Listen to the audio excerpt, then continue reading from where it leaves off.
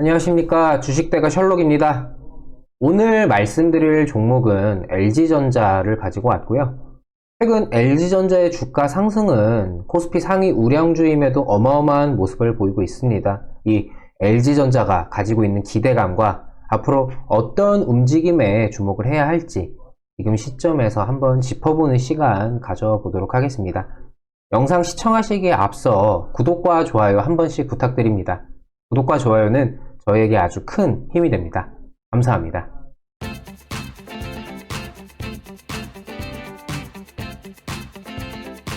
현재 LG전자가 지속적인 적자를 내고 있는 스마트폰 사업부를 철수하겠다는 이야기가 나오고 있죠.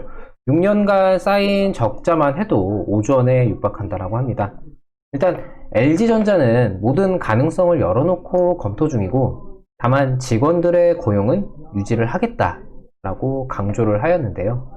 일단 검토 방향에는 매각이나 대폭 축소도 포함된다는 게 LG 측의 설명입니다. 대개에서는 그간 LG의 휴대폰 철수설이 간간히 나오기는 했지만 이번에는 시점이 묘하다라고 좀 보고 있는데 세계 최초로 화면이 둘둘 말리는 롤러블 폰을 영상 공개를 했기 때문인데요.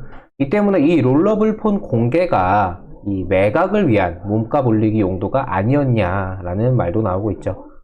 적자 사업을 털어내면 실적이 좋아질 거라는 기대감으로 최근 LG전자의 주가는 상당히 많은 급등을 불러일으켰습니다. 자, 여기서 제가 좀 개인적으로 생각을 하는 포인트는 이 부분이거든요.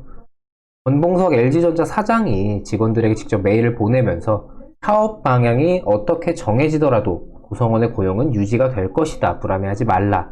라고 이야기를 했습니다. 사업부를 매각하거나 대폭 축소를 하는데 구성원들의 고용을 유지하겠다라는 이야기는 단순히 여론을 생각하고 이미지를 생각해서 저렇게 말한 것은 아니다라고 좀 생각이 드는데요.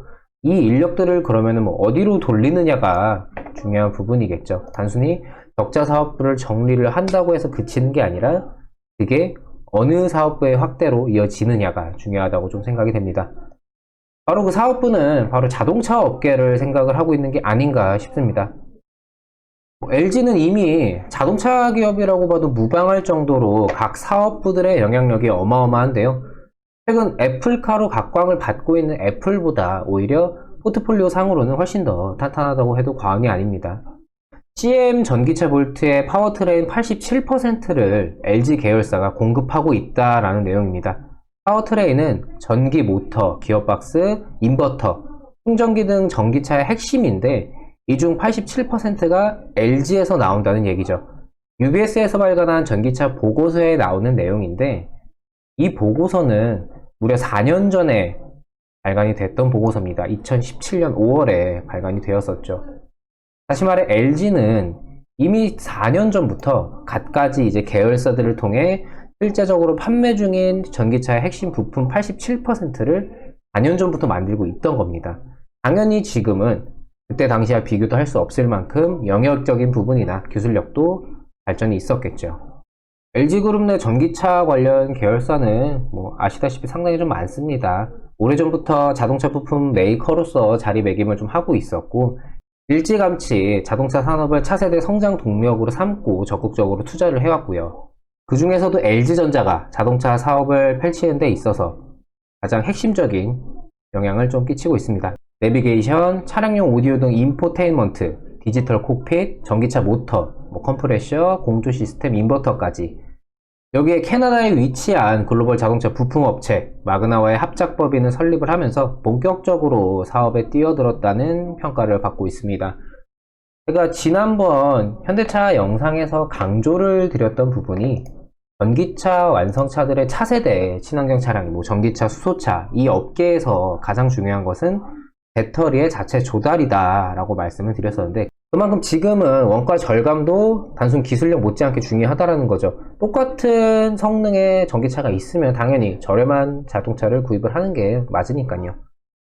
이미 LG는 각각의 계열사를 통한 자체 조달 시스템은 거의 완벽에 가까운 수준으로 준비가 되어 있는 상황입니다. 지금도 부품을 통한 자동차 업계에서의 영향력을 강하게 행사하고 있는 상황에서 자체적으로 완성차 업계에 직접 뛰어들어도 전혀 이상하지 않다라는 말인 거죠. 물론 새로운 사업에 뛰어든다라는 것은 당연히 부담으로 작용할 수밖에 없겠죠. 다만 전기차라는 섹터에서만큼은 부품들의 자체 조달을 강점으로 충분한 경쟁력을 보일 수 있다라고 생각이 됩니다. 굳이 LG만의 전기차가 아니더라도 완성차 업체와의 협업을 통한 전기차 업계에서의 영향력을 계속해서 확대해 나갈 수도 있는 거고요.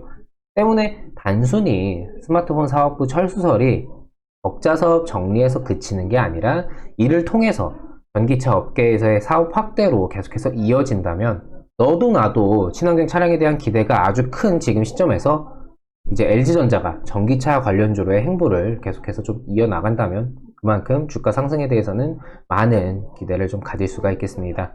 물론 최근에 급등세가 상당히 강했기 때문에 지금 시점에서의 신규 진입보다는 보유의 영역을 생각을 해야 할 정도로 변동성이 좀 큰 상황이죠. 다만 장기적인 그림을 본다면 충분히 지금 시점에서의 진입도 충분히 활용 가치는 충분하다라는 판단입니다. 다만 그래도 어느 정도 급등세가 나온 만큼 조정에 대한 부분을 활용을 하면서 서서히 비중을 모아가는 것이 중요하겠죠. 오늘의 조정은 사실 직전에 상승세가 강했기 때문에 한번 숨을 고르는 정도로 좀 판단이 되고, 스마트폰 사업부를 정리를 하면서 이후 제가 말씀을 드린 것처럼 전기차 자동차 산업으로의 역량을 사업 확대를 좀 이어나간다면은 지금의 조정 이후 다시금 주가 상승을 강하게 가져가지 않을까 개인적으로 생각이 듭니다. 여러분은 어떠신가요? 단순히 기대감이 선반영된 버블이 낀 주가라고 보이시나요? 아니면 앞으로의 상승에 있어 지금은 아직 초입 부분이다 라고 좀 생각이 드시나요? 앞으로도 더욱 기대가 되는 LG전자에 대해서 알아봤습니다. LG전자는 이후에도 소식이 있을 때 영상을 통해서 찾아뵙도록 하겠고요.